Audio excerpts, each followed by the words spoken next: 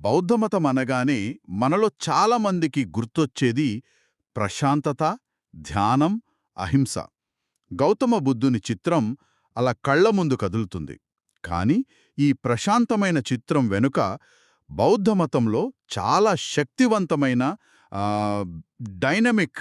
కొన్నిసార్లు ఉగ్రమైన కోణాలు కూడా ఉన్నాయని మనకందిన సమాచారం చూపిస్తోంది. అవును. ఈరోజు మనం బౌద్ధమతం అందించే ఒక సంపూర్ణ మానసిక టూల్ కిట్ను అన్వేషించే ప్రయత్నం చేద్దాం.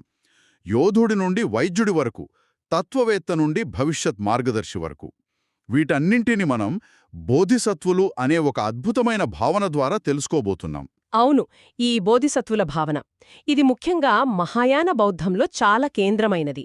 మహాయానమంటే గొప్ప వాహనమనర్థం. అంటే కేవలం మనముక్తి కోసం కాదు, సమస్త జీవుల దుఃఖాన్ని తొలగించడానికి కృషి చెయ్యాలనే ఆశయాన్ని ఇది ప్రోత్సహిస్తుంది. ఆ మహోన్నత ఆశయంతో ప్రయాణించేవారే బోధిసత్వులు. వాళ్ళు కేవలం పౌరాణిక పాత్రలు కాదు, మానవుడు అందుకోగల ఆదర్శాల సజీవ రూపాలన్నమాట. సరే, అయితే ఈ ఆదర్శాలను ఒక్కొక్కటిగా విడమర్చి చూద్దాం మన దగ్గరున్న మెటీరియల్లో. మొదటగా నా దృష్టిని ఆకర్షించిన వ్యక్తి వజ్రపాణి. ఆయన పేరులోనే వజ్రం ఉంది. చేతిలో వజ్రాయుధో పట్టుకుని ఉగ్రంగా కనిపిస్తారు. బౌద్ధమతంలోని కరుణ, అహింస అనే భావనలకు ఇది పూర్తిగా విరుద్ధంగా అనిపిస్తోంది. పాపులను శిక్షిస్తారని కూడా ఉంది. ఇది కాస్త గందరగోళంగా లేదా? ఇది చాలా సహజమైన సందేహం. కాని ఇక్కడే బౌద్ధమతం యొక్క లోతైన అవగాహన మనకు కనిపిస్తుంది. వజ్రపాణి ఉగ్రత హింస కోసం కాదు, రక్షణ కోసం. రక్షణ కోసమా? అవును, ధర్మాన్ని, అమాయకులను కాపాడటానికి అవసరమైన కఠినమైన శక్తికి ఆయన ప్రతీక. దీన్ని మనం ఆధునిక పరిభాషలో టఫ్ లవ్ లేదా హెల్దీ బౌండరీస్ సెట్ చేసుకోవడంతో పోల్చవచ్చు. ఓ, ఓకే.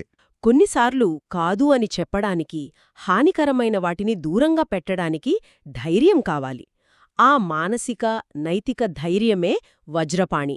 ఆయనది శిక్షించే పాత్ర కన్నా ఒక సంరక్షకుడి పాత్ర ఎక్కువ. ధర్మం బలహీనంగా, నిస్సహాయంగా ఉండకూడదని ఆయన రూపం మనకు చెబుతుంది. ఓకే, అంటే కరుణ కూడా కొన్నిసార్లు కఠినంగా ఉండాలి, లేకపోతే అది తనను తాను కాపాడుకోలేదన్నమాట. ఈ ఆలోచన చాలా ఆసక్తికరంగా ఉంది. దీనికి పూర్తి వ్యతిరేక కోణంలో మన సోర్సెస్లో అవలోకితేశ్వరుడు కనిపిస్తారు. ఈయనను పద్మపాణి అని కూడా అంటారు, ఎందుకంటే ఆయన చేతిలో ఎప్పుడూ పద్మముంటుంది. ఈయన అపారమైన కరుణకు, దయకు చిహ్నం. ఒకవైపు వజ్రాయుధం, మరోవైపు పద్మం. ఈ రెండింటి మధ్య బ్యాలెన్స్ ఎలా సాధ్యం? ఈ రెండింటినీ కలిపి చూసినప్పుడే మనకు సంపూర్ణ చిత్రం అర్థమవుతుంది. వజ్రపాణి బాహ్య ప్రపంచంలోని చెడు నుండి రక్షణ అయితే, అవలోకితేశ్వరుడు అంతర్గత కరుణకు, స్వస్థతకు ప్రతీక.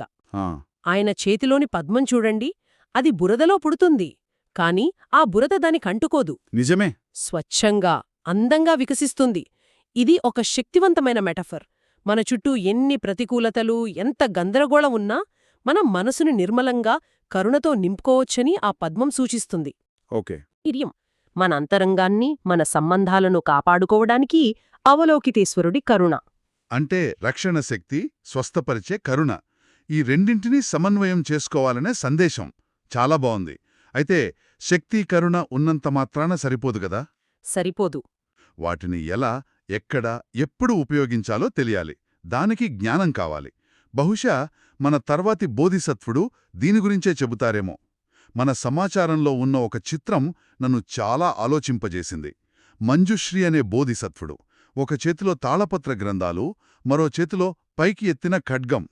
జ్ఞానానికి ప్రతీకైన వ్యక్తి చేతిలో ఆయుధం దేనికి?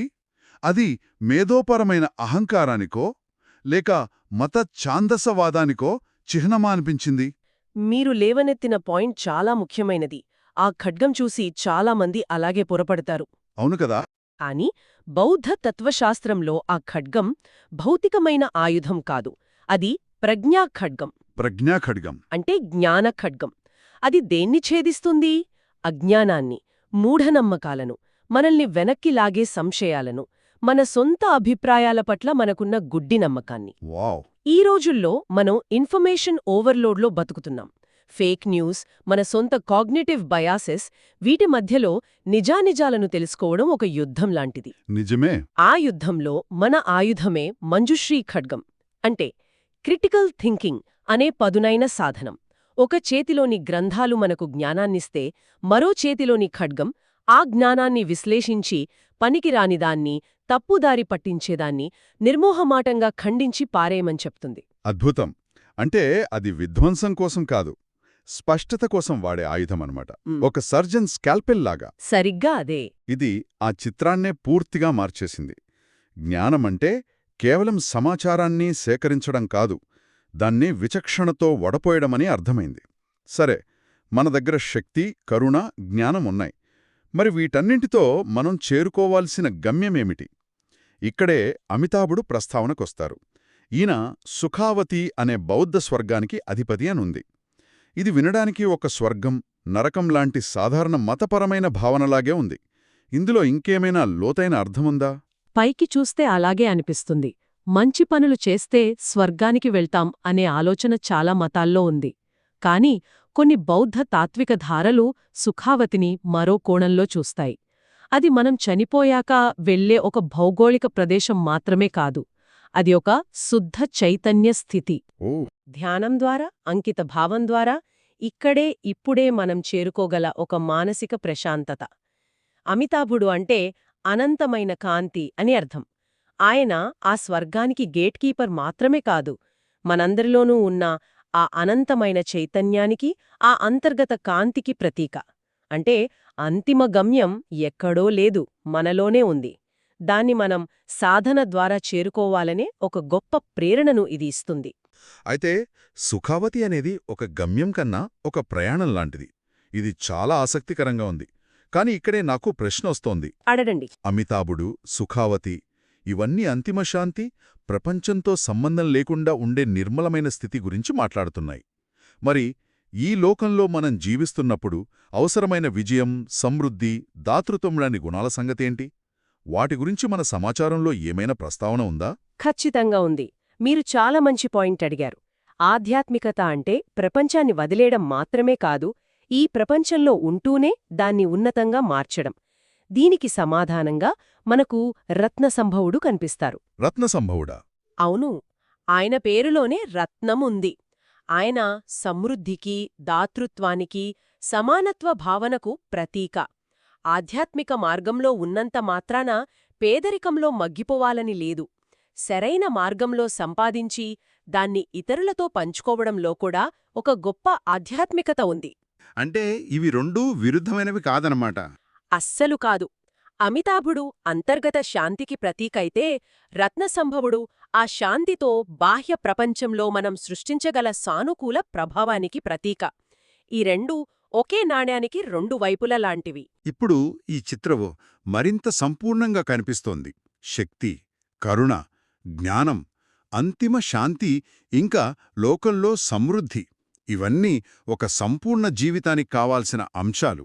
ఇప్పటివరకు మనం చూసిన బోధిసత్వులందరూ గతాన్ని, వర్తమానాన్ని ప్రభావితం చేసేవారు. మరి భవిష్యత్తు సంగతేంటి? మానవజాతి భవిష్యత్తుకు బౌద్ధమతమిచ్చే భరోసా ఏమిటి? ఇక్కడే మైత్రేయుడి ప్రస్తావనొస్తోంది. ఆయన్ను భవిష్యత్ బుద్ధుడు అంటారని చదివాను. ఇది వినగానే ఇతర మతాల్లోని మెస్సయ్య లేదా లోకరక్షకుడు వంటి భావనలు గుర్తొస్తున్నాయి. ఇది కూడా అలాంటిదేనా? అంటే ఒక రక్షకుడు వస్తాడని ఎదురుచూట్టమా? పోలిక అర్థం చేసుకోదగినదే. కాని ఇక్కడొక సూక్ష్మమైన తేడా ఉంది. మైత్రేయుడి రాక అనేది కేవలం భవిష్యత్తులో ఎవరో వస్తారని నిష్క్రియంగా ఎదురుచూడ్డం కాదు. అది ఒక నిరంతర ప్రక్రియకు, ఒక ఆశావాదానికి చిహ్నం. ఓకే. గౌతమ బుద్ధులి బోధనలు కాలానికి అతీతమైనవని, అవి ఎప్పటికీ అంతరించిపోవని ఇది చెబుతుంది. లోకంలో ధర్మం క్షీణించినప్పుడు, మానవత్వం దారితప్పినప్పుడు, ఆ ధర్మాన్ని పునఃస్థాపించడానికి చైతన్యం మళ్లీ కొత్త రూపంలో వస్తుందనే నమ్మకమిది. స్నేహం, ప్రేమపూర్వక దయ అని అర్థం. భవిష్యత్తు భయంతో కాకుండా మైత్రితో, ఆశతో నిండి ఉండాలనే సందేశాన్ని ఆయనిస్తారు. ఇదొక రకంగా మానవాళి తనను తాను సరిదిద్దుకోగలదనే నమ్మకానికి ప్రతీక. ఆ మార్పుకు అవసరమైన బోధనలు ఎప్పుడూ అందుబాటులోనే ఉంటాయనే భరోసా.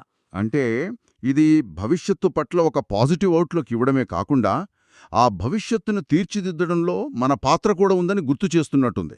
కరెక్ట్. హ్మ్. అద్భుతం. మనిప్పుడు చూస్తే వజ్రపాణి, అవలోకితేశ్వరుడు, మంజుశ్రీ, అమితాభుడు, రత్నసంభవుడు, మైత్రేయుడు వీరంతా కేవలం దేవతలు కాదు, ఒక సమతుల్యమైన, సంపూర్ణమైన జీవితాన్ని ఎలా జీవించాలో చెప్పే ఒక సైకలాజికల్ మ్యాప్ లాగా అనిపిస్తోంది. సరిగ్గా చెప్పారు. ఇదొక అద్భుతమైన మానసిక చట్రం.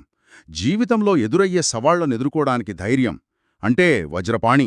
అవును, సంబంధాలను నిలుపుకోవడానికి కరుణ అంటే అవలోకితేశ్వరుడు, సరైన నిర్ణయాలు తీసుకోవడానికి విచక్షణ మంజుశ్రీ, అంతిమ లక్ష్యంగా శాంతి అంటే అమితాభుడు, ఇంకా ఈ ప్రయాణంలో విజయవంతంగా సాగడానికి సమృద్ధి రత్నసంభవుడు, రేపటి మీద నమ్మకం మైత్రేయుడు, ఇవన్నీ మనకు అవసరమే. ముగింపుగా చూస్తే ఈ బోధిసత్వుల భావన బౌద్ధమతం గురించి మనకున్న అభిప్రాయాన్ని విశాలం చేస్తుంది.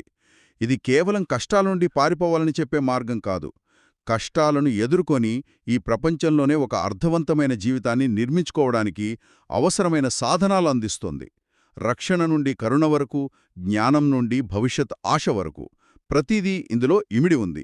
ఈ మొత్తం విశ్లేషణ మనల్ని ఒక ప్రాథమికమైన ప్రశ్నకు తీసుకువస్తోంది. మనకు అందిన సమాచారం ప్రకారం బోధిసత్వులు అంటే బుద్ధుని పూర్వజన్మలను ఒక అర్థముంది, కానీ మహాయాన బౌద్ధమిచ్చే మరో నిర్వచనం ప్రకారం సమస్త జీవుల మేలు కోసం తాను జ్ఞానాన్ని సాధించాలని సంకల్పం తీసుకున్న ఏ వ్యక్తైనా బోధిసత్వుడే. ఇది వింటున్న వారిలో ఒక ఆలోచనను రేకెత్తించవచ్చు. బోధిసత్వుడు అనేది కేవలం విగ్రహాల్లోనో పురాణాల్లోనో ఉండే ఒక పాత్ర మాత్రమేనా?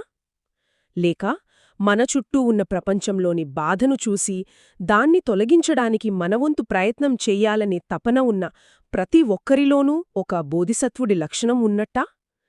కరుణతో, సేవతో, జ్ఞానాన్వేషణతో ఇతరుల కోసం జీవించే ప్రతి వ్యక్తిలోనూ ఆ బోధిసత్వ చైతన్యం వెలుగుతూ ఉందేమో.